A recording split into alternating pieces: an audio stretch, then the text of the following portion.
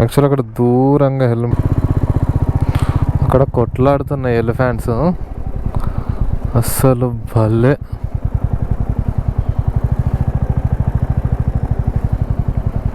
ఇక్కడ నుంచి first check in చేసి then go out side.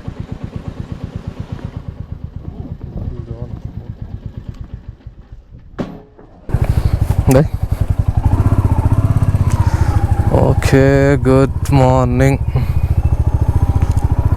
So present ఇప్పుడైతే టైం 8:15 అవుతుంది. Okay, let's go. 157 కిలోమీటర్స్ ఉంది, 3 hours 31 minutes. ఇంకా బ్రేక్ఫాస్ట్ ఏం చేయలేదు. అక్కడ ఒక మంచి ప్యాలెస్ లెక్క ఉంది. ఇది ఏంటి, ఎవరన్నా తెలిస్తే కామెంట్ చేయండి. బాగుంది. ఓకే, 604.5 పట్టింది పెట్రోల్. ఇక్కడ 102.75 ఉంది పెట్రోల్ రేట్. వ్యూ బాగుంది. కొండలు ఇప్పుడే స్టార్ట్ అయిపోయినాయి. ఈ కొబ్బరి చెట్ల మధ్యలో నుంచి, ఒక బ్రిడ్జ్ కింద నుంచి కొబ్బరి చెట్ల మధ్యలో ఫాగ్, పైన సన్ రైజ్.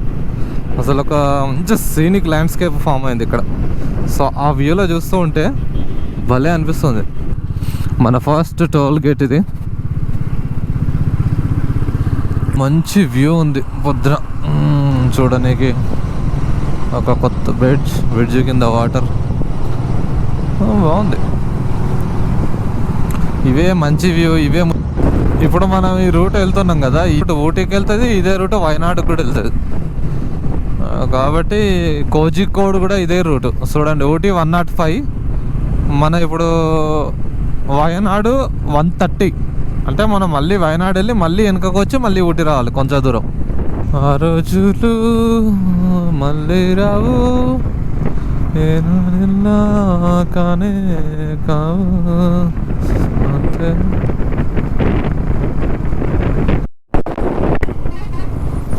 యాక్చువల్గా ఒక దోశ తీసుకున్నా,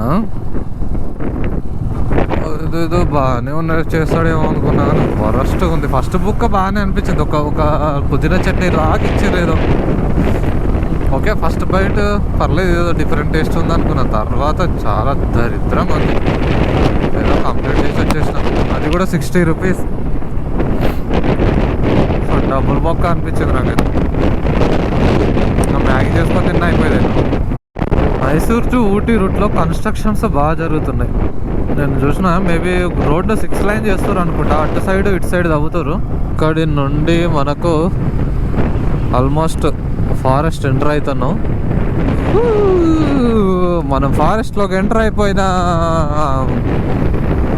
సో ఇక్కడ నుండి నాకు తెలిసి ఫారెస్ట్ స్టార్ట్ అవుతుంది. బందిపూర్ నేషనల్ పార్క్ కూడా ఉంటుంది ఇందులో. కొంచెం చెట్లు ఎండిపోయినాయి. మాన్సూన్లో వచ్చి ఉంటే మాత్రం ఇది ఒక వేరే లెవెల్ ఉంటుంది. అక్కడ లేడీలు పోతాయి. Wow, wild animals.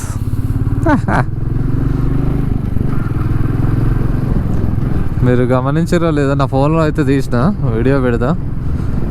మొత్తానికి మనం ఈజీగానే లేడీలను స్పాట్ చేసినాం. ఎవరు లేరు, ఒక్కనే వెళ్తున్నా. ముందు కొన్ని బస్సులు వచ్చి పోతున్నాయి కానీ భలే అనిపిస్తుంది. ఈ ఫారెస్ట్లో మధ్యలో అట్లా సన్ పడుతూ ఉంటే ఎంత బాగుంది. అక్కడ మొత్తం ఎండిపోయినట్టుంది. ఒక్కసారి లోపలికి రాగానే చూడండి ఎట్లుందో. చాలా గ్రీనర్ అయిపోయింది మొత్తం. అంత బ్యూటిఫుల్గా ఉంది కదా. వావ్, అరే అస్సలు అస్సం ఉంది. ఇళ్ళకెళ్ళి నడిపిస్తూ ఉంటే వ్యూ అద్భుతం.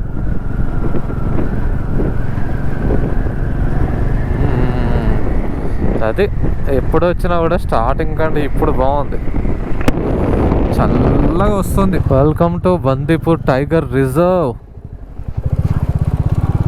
ఇక్కడ నుంచి టైగర్ రిజర్వ్ స్టార్ట్ అవుతుంది.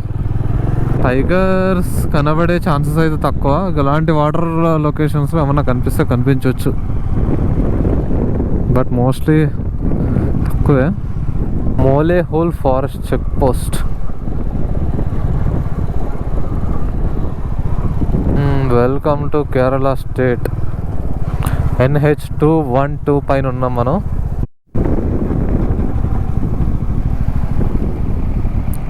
హే ఎలిఫెంట్స్, నేను ఒక ఎలిఫెంట్ని చూసిన, అది గోప్రోలో కనిపించిందో లేదో తెలియదు. ఇలాగే ఎందుకు చూసిర్రా అనుకున్నా.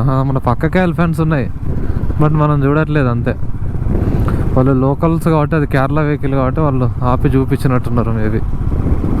యాక్చువల్ అక్కడ దూరంగా ఎలిఫెంట్స్ ఉన్నాయి.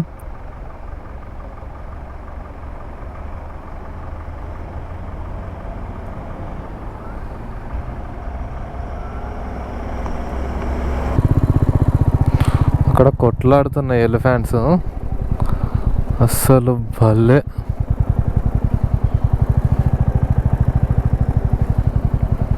ఇక్కడ నుంచి ఇంకా క్లియర్ ఉంది.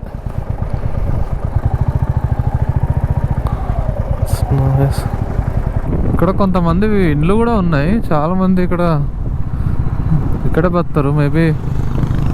అసలు గ్రేట్ ఇక్కడ ఉంటారు అంటే. వాళ్ళకి ఇది ఒక నార్మల్ విషయం అయిపోతుంది. మనం అక్కడ దూరం ఎలిఫెంట్ చూసేది. అండ్ కూర్గ్లో పోతే మనం ఎలిఫెంట్స్ ఫీడ్ చేయొచ్చు, నేను కూడా చేసిన. బట్ అది డిఫరెంట్, ఇది డిఫరెంట్. It's great actually. నేను అలా వయనాడ్లో రైడ్ చేసుకుంటూ వెళ్తున్నా, సడన్గా ఒక లేడీ వచ్చి క్రాస్ అయిపోయింది. భలే ఫీలింగ్ అది.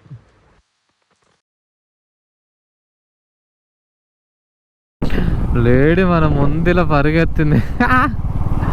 భలే. మొత్తానికి బందీపూర్ ఫారెస్ట్ రైడ్ కంప్లీట్ చేసుకొని అలా టైం పాస్ చేస్తూ అలా రైడ్ చేస్తూ వెళ్ళాను అడవుల మధ్యలో. భలే అనిపించింది. కొన్ని కొండల మధ్యలో సేపు డ్రైవ్ చేయడం ఇవన్నీ చాలా బాగా అనిపించింది. మంచిగా ఉండే వెదర్ కూడా. అలా టైం పాస్గా అలా హ్యాపీగా రైడ్ చేస్తూ కొనసాగించాను. సో ఒక మంచి బ్యూటిఫుల్ రైడ్ ఇది. ఆల్మోస్ట్గా నా రూమ్కు చేరుకున్నాను. ఇదే హాస్టల్, ఇది వయనాడు. సో ఇక్కడ నాకు రూమ్ వచ్చేసి సమ్ 500 రూపీస్, 550 రూపీస్ పడింది. సో వెళ్ళిపోదా లోపలికి వెళ్ళి. మంచిగా ఉంది, చుట్టుపక్కల చెట్లు మంచిగా ఉంది, నీట్ గా. హాస్టలరే కానీ చాలా నీట్ గా ఉంది. సో కింద చెక్ఇన్ చేయాలి, అంత ఆన్లైన్ లోనే ఉంటది. మనం డీటెయిల్స్ ఫిల్ చేసేస్తే అయిపోతుంది. సో పైన లగేజ్ పెట్టేసి బయటికి చూడడానికి వెళ్ళిపోదాం. లక్కడి వ్యూ పాయింట్కి వెళ్తున్నాం, చూద్దాం అది ఎట్లా ఉంటుందో. లంచ్ చేసిన తర్వాత will go to other place. మొత్తం స్పైసెస్ అమ్ముతారు ఇక్కడ. ఏదో వైత్రి ఫామ్ అని ఉంది, హనీ మ్యూజియం. ఇది లక్కడి వ్యూ పాయింట్. అంత గొప్పగా ఏం లేదు, ఎందుకంటే ఎండ కొడుతుంది. మేబీ మాన్సూన్లో బాగుండొచ్చు, ఎందుకంటే ఇదంతా పచ్చ ఉండి అట్లా ఉంటే మేబీ బాగుంటుంది. ఇప్పుడైతే అంతేం లేదు. ఒకసారి అటు ఇటు సైడ్ అయితే వెళ్ళి వద్దాం. So this is the Lakkidi view point.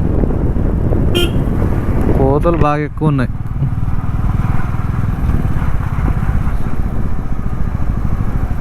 Views అయితే అంతగానో ఏం లేవు. మేబీ ఇదంతా పచ్చగా ఉంటే అప్పుడు బ్యూటిఫుల్గా ఉంటుందేమో. ఇక ప్రజెంట్ పూకుడే లేక్ వెళ్తున్నా, చూద్దాం అక్కడ వ్యూస్ ఎట్లున్నాయి అనేది.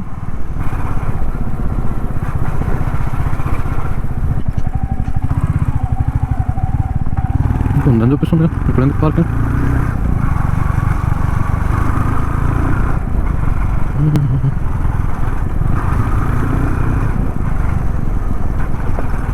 ఇప్పుడు కొంచెం చల్లగా ఉంది, లిటిల్ బిట్ గుడ్ ఫీలింగ్.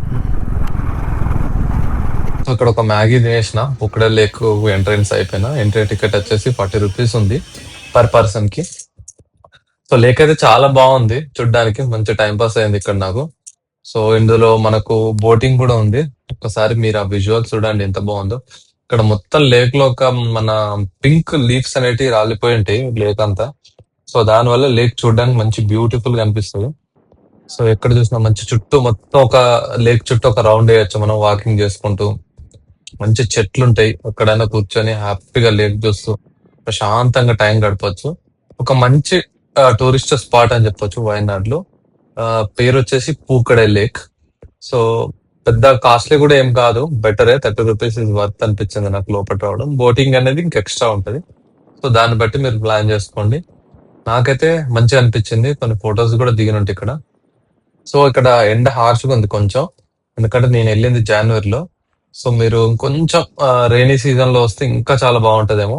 ఎందుకంటే అంత హార్ష్ ఎండ్ ఉండకపోవడం వల్ల ఇవి ఇంకా పింక్ కనిపిస్తాయి లీవ్స్ అనేటి. మీకు ఒకసారి నా పింక్ గ్లాసెస్ పెట్టి చూపించిన చూడండి ఎట్లా అనిపిస్తుందో, దాన్ని బట్టి నాకు కింద మీకు ఎలా అనిపించిందో కమెంట్ చేయండి. సో నాకు ఈ రైడ్ లో ఒక మంచి బెటర్ ప్లేస్ అనిపించింది ఇది. ఆఫ్టర్ బందీపూర్ పార్క్ తర్వాత ప్రశాంతంగా ఒక్కడ కూర్చొని ఒక 1-2 అవర్స్ టైం స్పెండ్ చేశాను.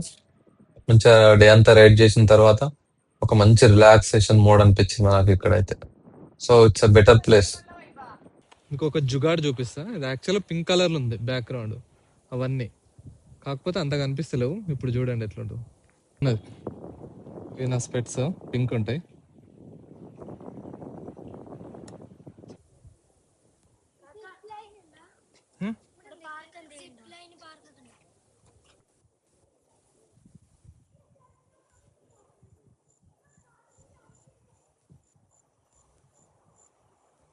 ఒకటే కంప్లీట్ చేసుకొని ఎన్నూరు ట్రైబల్ విలేజ్ సైడ్ వచ్చాను. ఇది ఈ బోర్డు కనిపిస్తుంది కదా, ఇదే ఎంట్రన్స్. ఇక్కడ మనం లోపలికి వెళ్ళేసి మన బైక్స్ అక్కడ పెట్టేసి అక్కడ జీప్ లో వెళ్ళాలి. జీప్ కు సపరేట్ ఛార్జ్ ఉంటుంది, మళ్ళీ ఎన్నూరు ఎంట్రన్స్ లో సపరేట్ ఛార్జ్ ఉంటుంది. సో మన ఓన్ బైక్స్ అలో లేదు. సో నేను చాలా ట్రైబల్ ప్లేసెస్ చూసాను కాబట్టి నాకు అంత ఇంట్రెస్ట్ లేకుండే ఈ టైంలో. బట్ మీరు వెళ్ళాలనుకుంటే ఇక్కడ మీ బైక్ పార్క్ చేసి ఇక్కడ నుంచి వెళ్ళాలి. మళ్ళీ డైరెక్ట్ విలేజ్ కూడా వెళ్ళదు, అక్కడ మీరు మళ్ళీ నడవాల్సి ఉంటుంది. సో మొత్తానికి అది కంప్లీట్ చేసుకొని అట్లా ఆఫ్ బీట్ ప్లేసెస్ కి వచ్చాను వయనాడ్ లో. కొన్ని డిఫరెంట్ ప్లేసెస్ చూద్దాం అని చెప్పేసి. సో అలా ఆఫ్ బీట్ ప్లేసెస్ తిరిగేసి మళ్ళీ హాస్టలర్ కి అయితే వచ్చేసాను. భలే అనిపించింది ఈ రోజు రైడ్ అయితే. సో హాస్టలర్ కి అయితే వచ్చేసాను. ఇదే నా హాస్టల్ లోని రూమ్. సో ఇది 6 షేరింగ్. సో ఈ విధంగా ఉంటాయి. మన ఎవరి బెడ్ వాళ్ళకు ఉంటది, ప్రైవసీ ఉంటది, ఛార్జింగ్ బోర్డ్స్ కూడా ఉంటాయి. మీరు అంతకుముందు వీడియోలో కూడా చూసుంటారు. సో పర్లేదు, బాగుంది. మనకు బాత్రూమ్ సపరేట్ గా, వాష్రూమ్ సపరేట్ గా ఉంటది, వాష్ ఏరియా కూడా ఉంటది. ఓకే, నీట్ గానే ఉంది. 550 రూపీస్ కి వర్తే అనిపించింది. సో మెయిన్ గా హాస్టల్స్ తీసుకోవడానికి మెయిన్ రీజన్ ఏంటంటే రూమ్స్ కంటే ఎక్కువ మనకు బయట ప్లేస్ బాగుంటది. సో బయట కాసేపు కూర్చోవడానికి కానీ, ఇలా ఫ్రెండ్స్ తోటి వస్తే ఎంజాయ్ చేయడానికి కానీ మంచి ప్లేసెస్ ఉంటాయి. లైక్ ఇదంతా కామన్ ఏరియా, అంటే రూమ్ లో ఉండకుండా బయట కూడా మీకు బెడ్స్ ఉంటాయి. మంచి ఇక్కడ టైం పాస్ చేయొచ్చు. మీకు ఎవ్రీవేర్ వాటర్ అవైలబిలిటీ ఉంటది. సో ఇక్కడ అట్లా ఉయ్యాలలు ఉంటాయి, మనం మంచిగా టైం పాస్ చేయొచ్చు ఉయ్యాలలో కూర్చుంటూ. ముందే మనకు స్విమ్మింగ్ పూల్ ఉన్నాయి, ఇంకా రకరకాల ప్లే గేమ్స్ ఉంటాయి మనం ఆడుకోవడానికి. చిన్న పిల్లలు వస్తే గేమ్స్ ఆడుకోవచ్చు. మంచిగా చుట్టుపక్కల చెట్లు ఉంటాయి. మీకు చూడండి స్విమ్మింగ్ పూల్ ఉంది. అలా సో రకరకాల బెనిఫిట్స్ ఉంటాయి. ఇక్కడ గిటార్ ప్లే చేయడానికి కానీ, అక్కడ కొంచెం ఫ్రెండ్స్ తోటి అట్లా వాకింగ్ చేయడానికి కానీ. సో ఇంకా మీకు డిఫరెంట్ టైప్ ఆఫ్ గేమ్స్ ఉంటాయి. ఇవన్నీ అందరికి అలో ఉంటది, ఇక్కడ అలో ఉండడు, అలా ఏముండదు. ఇట్స్ ఫ్రీడమ్ అన్నట్టు. మీకు నచ్చినంత సేపు ఎక్కడైనా ఎంతసేపు అయినా ఉండొచ్చు. సో టేబుల్ టెన్నిస్, కూర్చోవడానికి ప్లేసెస్. సో ఇలా ఇది మనం హాస్టలర్స్ కానీ హాస్టల్స్ కానీ ఇలాంటివి తీసుకోవడం వల్ల మంచి ఏరియా ఉంటది అన్నట్టు. ఒక రూమ్ లో బయట ఒక రూమ్ తీసుకుంటే ఒక రూమ్ లోనే ఉండిపోతాం. ఇలాంటి అయితే బాగా బెటర్ ఉంటది. కొంచెం ప్రైవసీ విషయంలో కాంప్రమైజ్ ఉంటది తప్ప. సార్ వ్యూస్ చూడండి ఎంత బాగున్నాయో. సో హాస్టల్ చుట్టూ కూడా మంచిగా చెట్లు, బాగుంది పచ్చదనం గానీ, ఏరియా గానీ. సో నీట్ గా అనిపించింది, నాకైతే వర్త్ అనిపించింది. ఇది హాస్టలర్ వయనాడు. అసలు ఏమన్నా కనిపిస్తుందో లేదో కూడా తెలియదు. సో అట్లా బయటికి వెళ్ళినా ఏదో ఒకటి చూద్దాం. సో ఆల్మోస్ట్ 7 అవుతుంది. ఈరోజు కొంచెం ఎర్లీగా పడుకోవాలి, లైక్ 9. సో డిన్నర్ చేయాలి. అట్లా నైట్ వయనాడ్లో ఈ హనీ మ్యూజియం చూద్దామని వచ్చాను.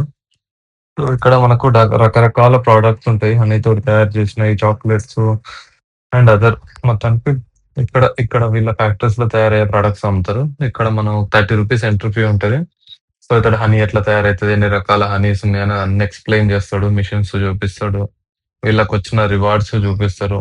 చాలాసేపే ఉంటది. ఇవన్నీ హనీ శాంపుల్స్.